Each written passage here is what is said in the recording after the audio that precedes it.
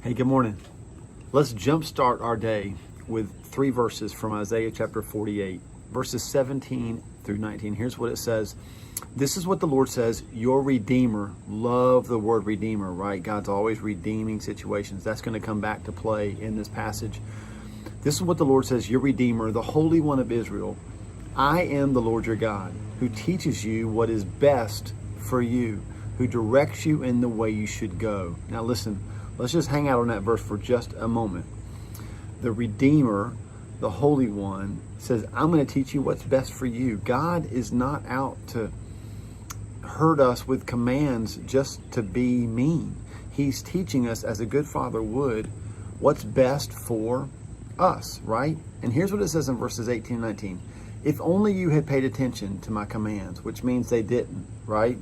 Now what you're going to hear is a lot of things that aren't going to happen, maybe because they didn't pay attention, but would have happened if they did, right? So just check this out. If only you had paid attention to my commands.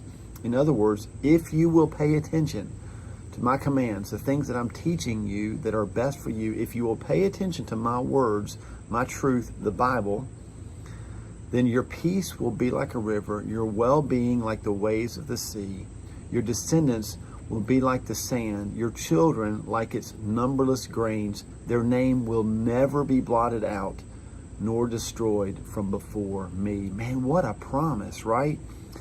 Do you feel like I do? Like the world wants to blot us out, blot out the testimony of God, blot out the testimony of people who are following Jesus and have seen him do amazing things. They want to blot out that testimony. They want to count that as irrelevant. Basically, they want to have tolerance of everything but that. But God says that if we'll pay attention to his commands, if we'll be faithful to what he says to do, then our names will never be blotted out. He will give us peace. He will give us well-being.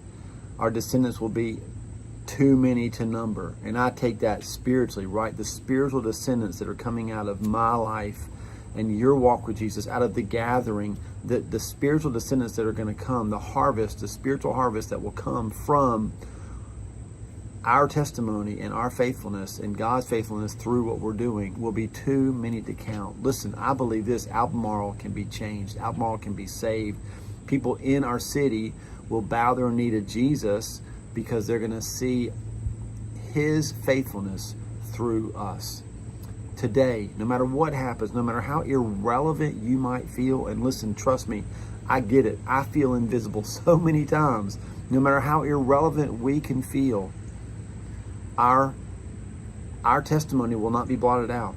God is watching over our lives to make sure that we are not pushed to the side and blotted out. I hope that encourages you today, and it activates some faith in you to believe that God is watching out for you, teaching you what's best, and leading you in the best possible direction. Have